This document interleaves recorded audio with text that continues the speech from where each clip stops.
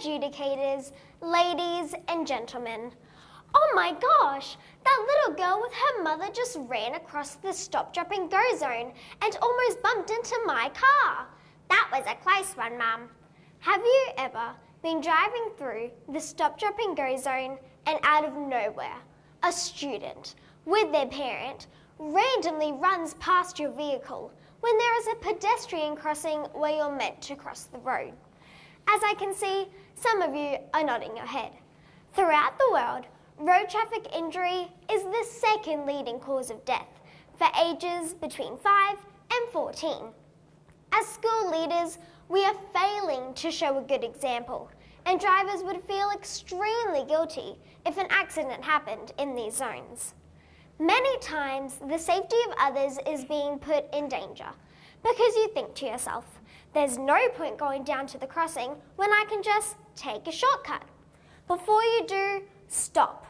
Remind yourself, it's not worth risking yours or others' lives to save time. Crossing the road where you're not meant to is clearly a safety hazard, and there is a chance that you and others could get injured or hurt. As seniors of our school, our success and mistakes are always on display. Younger peers look up to us with pride and follow in our footsteps. If we cross the road unsafely, it would show an appalling example, and we need to show road safety to everyone. As the parents of the drivers, they should also take this issue very seriously. Imagine you, as a driver, injured a child in the stop, drop and go zone. Even if it weren't at fault, it would still be your responsibility. Now, you may ask, how can we solve this problem? Currently, our school suggests that all pupils, parents and teachers must not cross the road between cars. They do suggest using the pedestrian crossing, and yet some people just don't get it. Every 2 years, St. Jerry Magella holds a walkathon to raise funds. I suggest that we use these funds to build a fence, creating a barrier along the cement traffic island, therefore blocking the stop, drop and go zone from the car parks. This means that all pupils and parents would need to proceed down to the pedestrian crossing and cross safely. Now knowing the concerns of crossing the road at the stop, drop and go zone, I strongly believe that with the help of our school community, we can improve and encourage a new culture of crossing the road safely.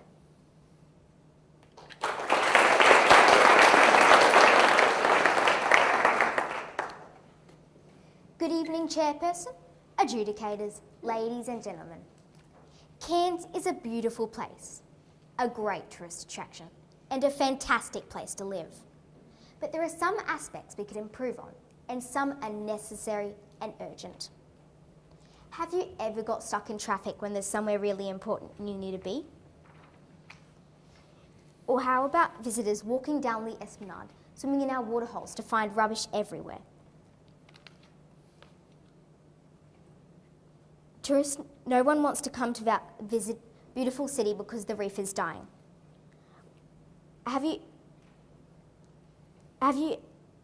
Well, I have experienced all three of these are extremely frustrating and having big impacts on all of us. Can I start again? We should certainly not solely advertise that the reef is dying. Everyone wants to save the reef, which is vital for our world. The media and Cairns community need to be considerate of how they are portraying the reef to ensure they are showing a balanced view, such as Katie Chatwin's Earth Day 2017 and World March for Science. We want to celebrate all sciences and what they have done for our Cairns communities, discuss how to approach the issues we face globally and locally, and find solutions. Tell the world how we're saving the reef. This is good for the climate, tourism, and our economy.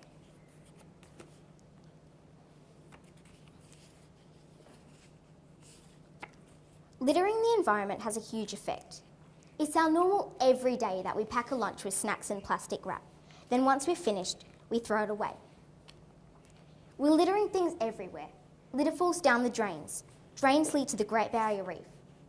Tari Suring once said, We are living on this planet as if we had another one to go to. Our reef is dying, and this is not a way to help it.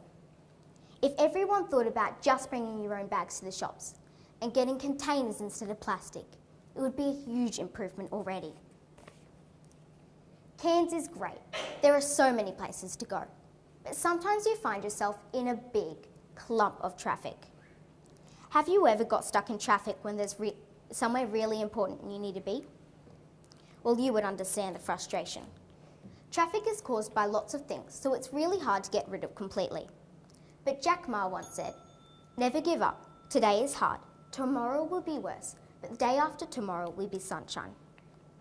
If we took all of the car crashes out of Cairns, it would make a difference, wouldn't it? What if we added a bus and emergency vehicle lane? This would not only encourage bus travel instead of cars, but also allow for accidents to be cleared and get injured people to the hospital quicker. Cairns is a fantastic part of the world. If we consider a few possible improvements, it could be exceptional. Tell the world we're saving the reef. Inspire them to improve the environment. Showcase innovation for transport issues. This is all possible now. Why wait?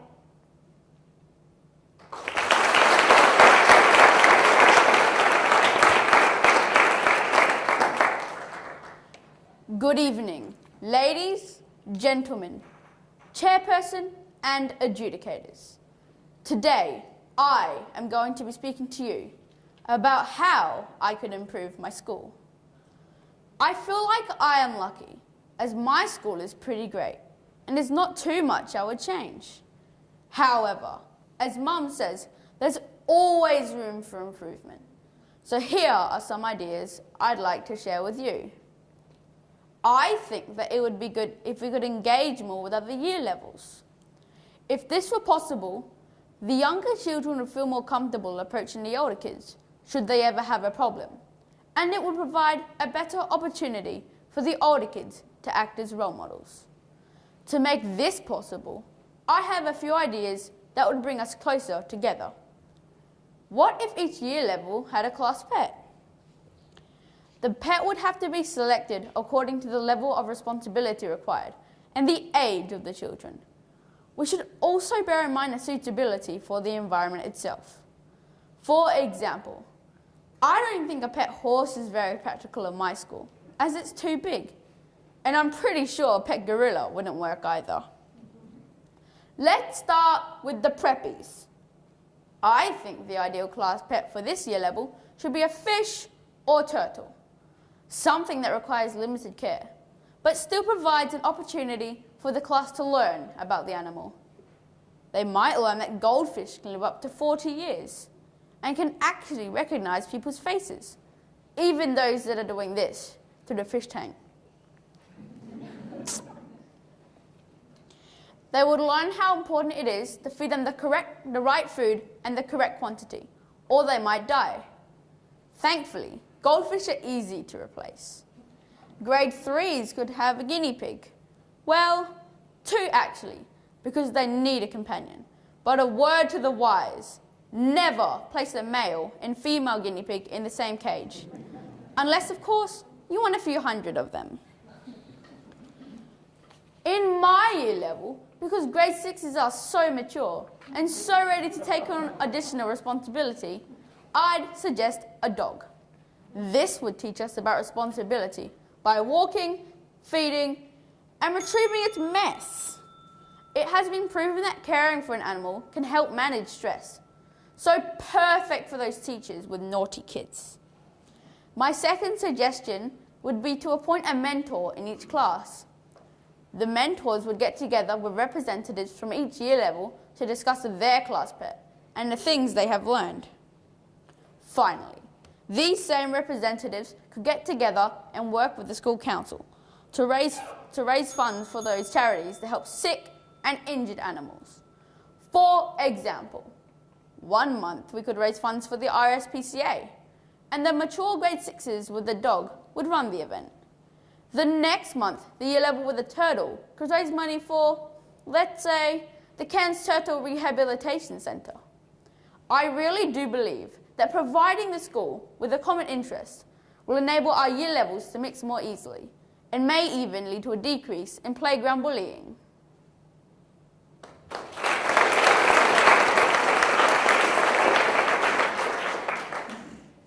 Good evening, Chairperson, adjudicators and fellow students. My school's a wonderful place. Do you remember your first exciting experience of prep or grade 1? I was amazed when I saw the computers in my classroom.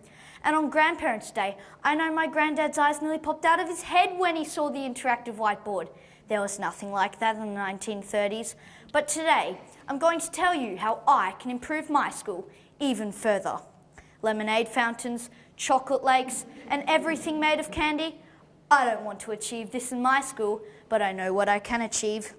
No matter how good, anywhere can be improved. And what I'm first going to do to help my school improve is to get back the long jump pit for athletics and the strength and agility playground. A lot of building works have occurred for the educational needs at my school.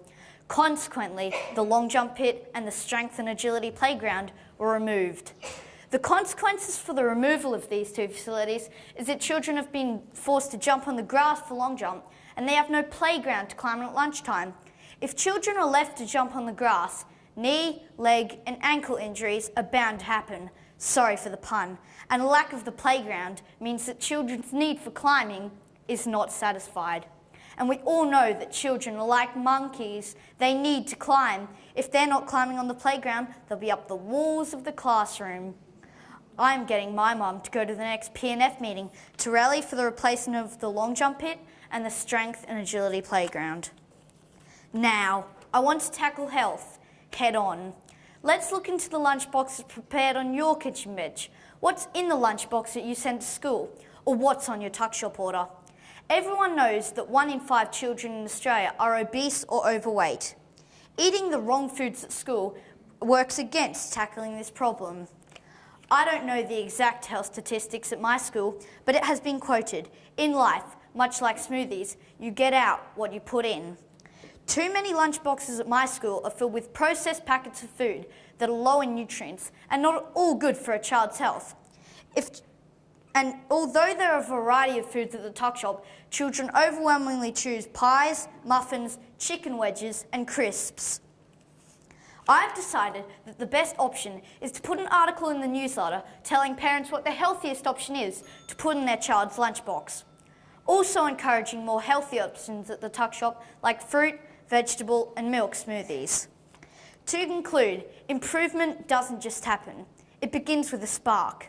My spark has been ignited by the things that haven't worked in the past. So to improve, I'm going to bring back the long jump pit for athletics, the strength and agility playground, and I'm going to help parents choose the healthiest option to put in their child's lunchbox. Remember, improvement begins with I, and I can make improvements in my school.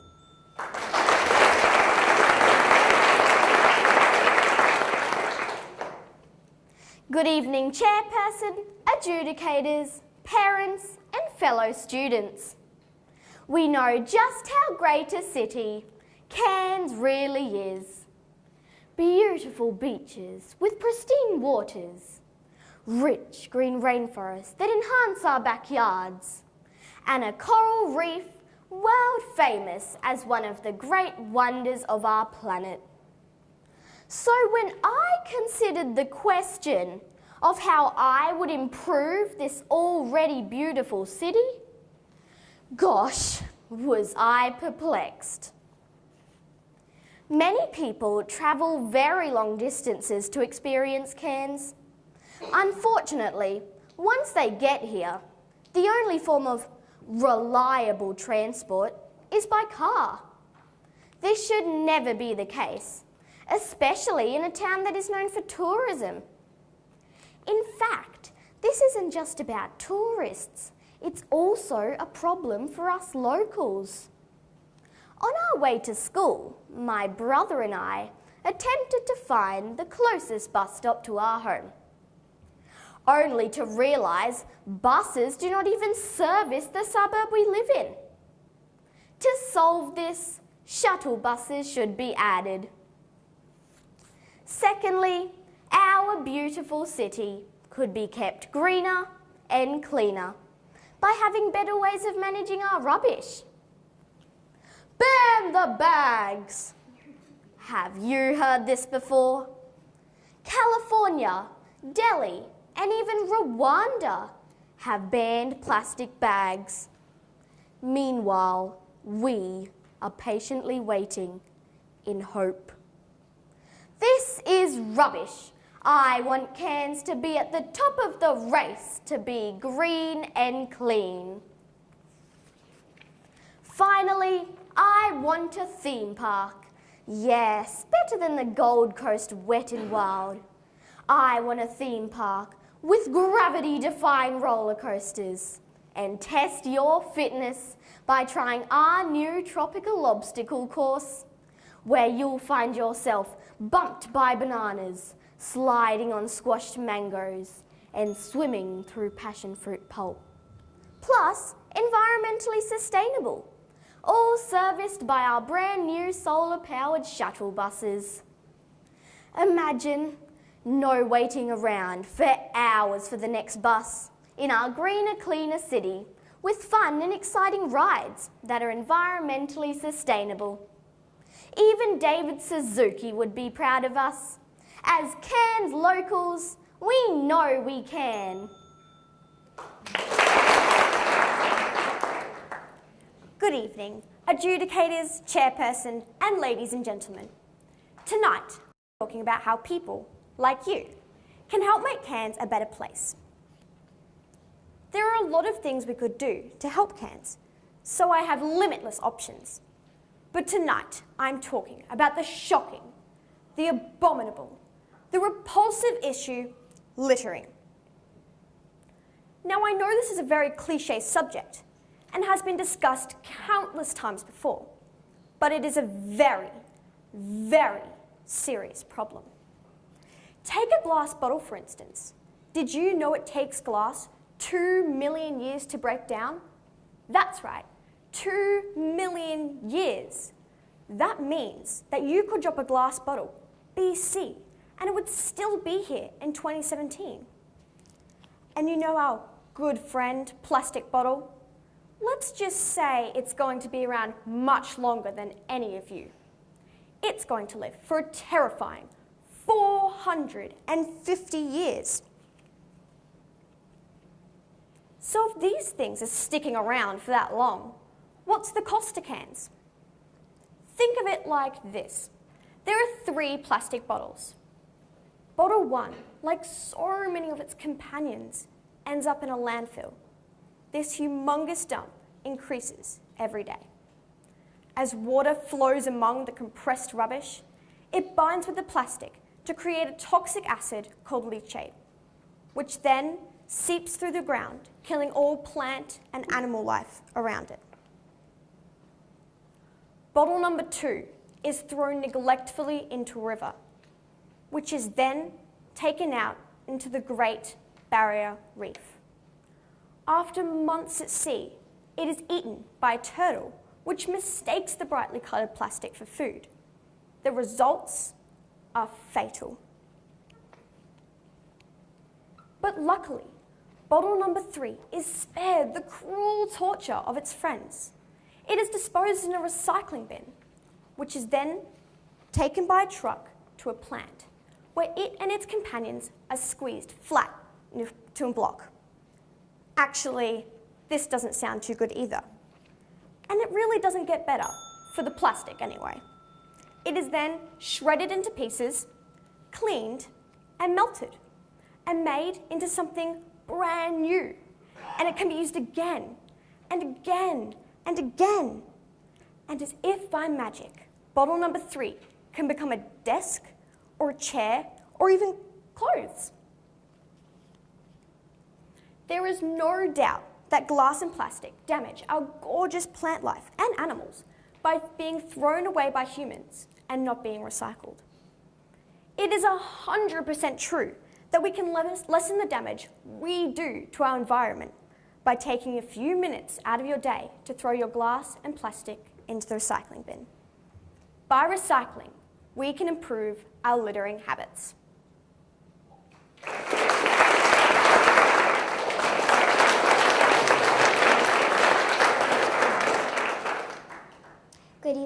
Chairperson, adjudicators, ladies and gentlemen. I have a question for you. Who here likes sweet things? And who here has been told that sweet things are unhealthy? We are facing a food epidemic. As children, we love sweet things, but schools and parents are under pressure to serve healthy food. What if today I could show you could have sweet things that are healthy, and how we could help our school supply these sweet things and at the same time improve it? A win-win situation. On the school holidays, I had the privilege of spending time with a good family friend, Mark Allen, who is the headmaster at Malanda Primary School. And he showed us what he is doing at his school, and I think we can do the same. I would like to propose that we introduce a program called FRESH. F is for friendships. R is for respect of our bodies. E is for encourages learning. S is for saves money. And H is for healthy options. Has anyone ever tasted a fresh sweet pea straight from the plant? This is where my plan to improve our school starts. The FRESH program is building and growing our own fresh produce. Examples are sweet peas, crunchy carrots, and juicy red tomatoes. The produce from the garden will go to the tuck shop to be used in the tuck shop menu. This will decrease purchasing costs of the tuck shop and can be passed on to the school. And hey, if there's extra, we may even be able to sell it or donate it to charity. To get started, we will need money. And I suggest we go to the tuck shop and ask for a loan, which we will pay back by supplying them with our fresh produce at reduced prices. Next, we will need to look for a mentor in the school community who is a keen gardener and has time to help us. Then, the construction of the garden will be crucial in getting it ready for planting. Once that's done, we can form the Green Thumb Parades via applications. They will be responsible for planting, watering, and looking after the fresh produce. And as a group, we can promote these healthy benefits to the school and the school community. As you can see, there are numerous benefits to the FRESH program, and it really will be a win-win situation where we can build friendships, respect our bodies, encourage learning, save money, and have healthy options. So instead of getting a little crazy, let's get fresh. Good evening, Chairperson, adjudicators, ladies and gentlemen. My name is Sequoia, and tonight I will enlighten you as to how I would improve my school. Create something that will make the world awesome. Kids, especially myself, have some awesome ideas. Kid President's goal is to unite grown-ups and kids. If grown-ups listen more to children, can you imagine how awesome the world would be? School would be more water-wise. Play areas would be covered and lessons would involve more physical activity. Here are only a few of my awesome ideas. I'm concerned about how many bubblers are at our school. Did you know at our school there are over 40 individual bubblers? Do you know how much water you waste when kids drink from these bubblers? To make my school better, I think we should redirect that water and use it on our plants and grass on the oval. By doing this, our schools, gardens and oval will be green and beautiful, and this will make our students happy. Happy students are better learners, and better learners make happy teachers. Therefore, we would be wasting less water and recycling it by putting it to better use to help our environment. To further support my point, 2 in 3 Australians are diagnosed with skin cancer by the time they're 70. While all kids know the rule, no play, having a shelter over our play equipment would be the extra protection against the sun. While learning in a classroom is important, all kids want to be out and playing at lunchtime. My favourite thing to do at lunch is soccer, but it'd be totally unreasonable to cover our entire oval. It would be great to have a cover over our basketball courts at the back that don't have a cover over them. To prevent children getting skin cancer, we need more shade cell covers over play areas. Do you know how long we actually have to sit on a chair in a classroom for? I'll tell you, I've worked it out. I sit in a chair for 22 hours a week. Did you know sitting is the new cancer? So I propose that we have more time to do PE. That's physical education. You can learn so much during PE that you can't learn sitting in a classroom, like how to share, how to play fairly, and how to be a good winner or loser. I think that these skills would be more useful than wondering whether the blood is going to return to my gluteus maximus. I learnt that in PE. So instead of having a lot of smart kids with no social skills, we should have more time to do PE to learn how to be social. In conclusion, I strongly believe that my school would be even better if we were more water conscious, had shared cells over outdoor play areas, and were physically active. I agree with Kid President when he says, doing nothing is a great way to change nothing. We are already doing nothing. So let's make the world awesome by doing something. What will you create that will make the world awesome?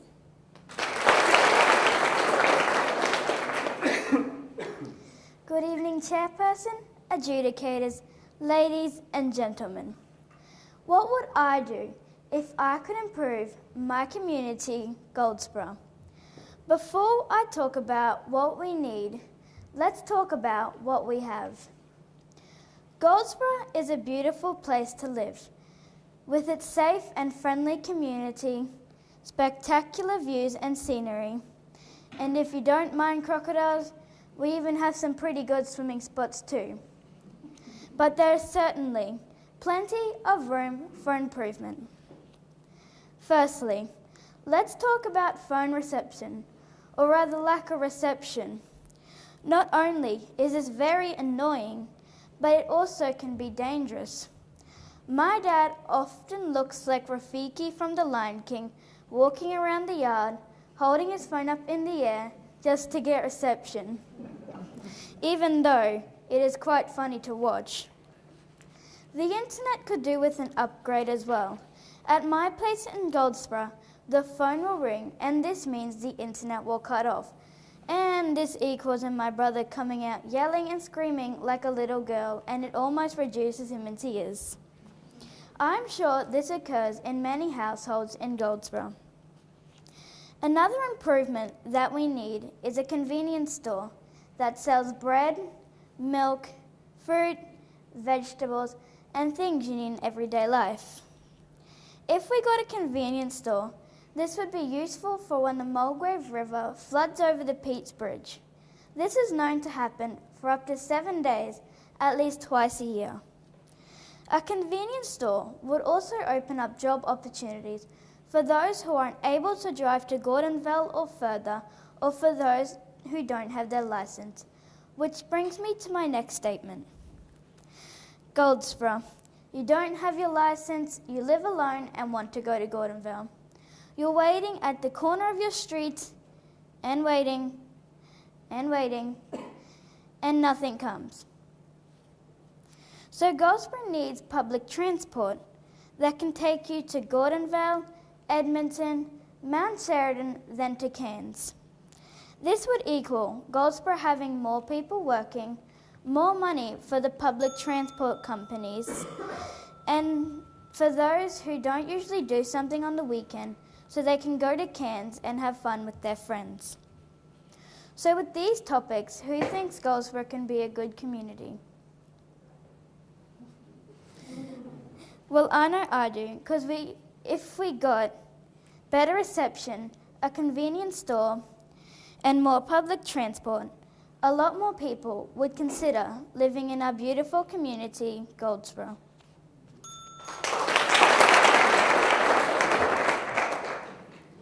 Solving world hunger or poverty? That sounds like a difficult thing to do. Too big a job for a kid like me. But imagine if we all just started in our own town to make our own city better. If everyone did this, we are all capable of making a huge difference.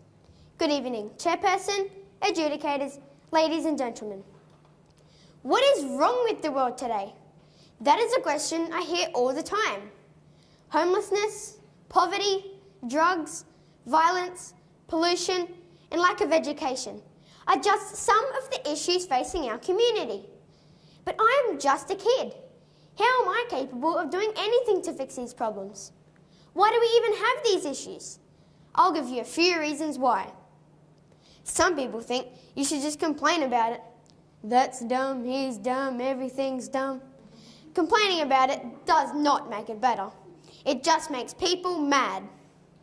Others think you just need money to fix everything. Well, the government spends heaps of money every day, but it doesn't really seem to change anything.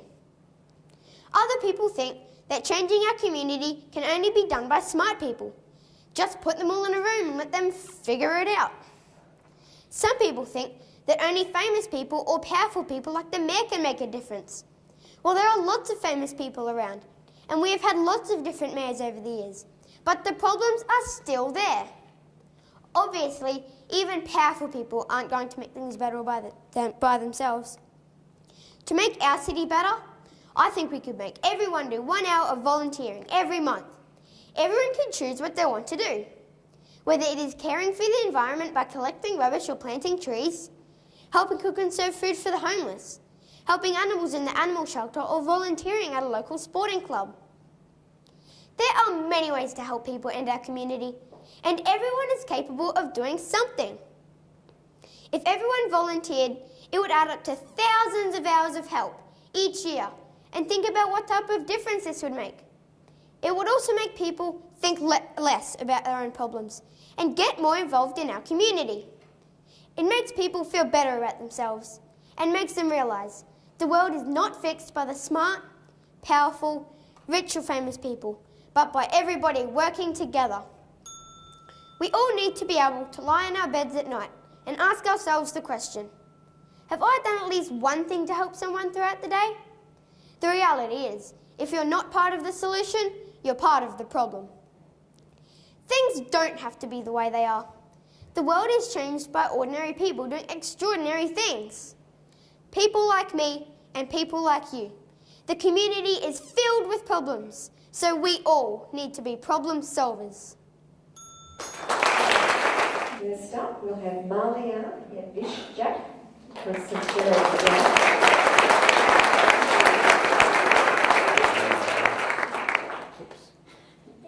Evie McNamara from Whitfield.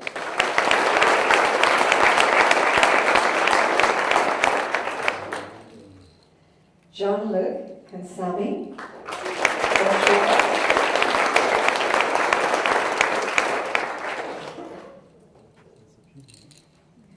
Declan Wright from Our Lady Help Christians.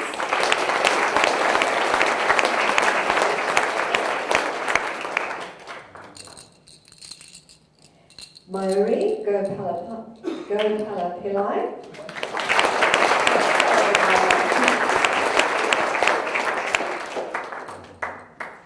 B. Holloway from Peace Lutheran.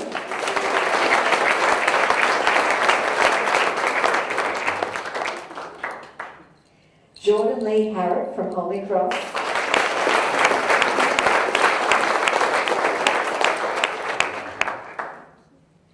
Sequoia Mogies from Parramatta.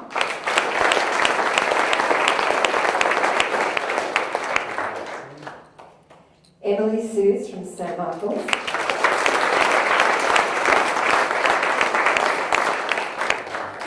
And Brayden Plath from St Teresa's.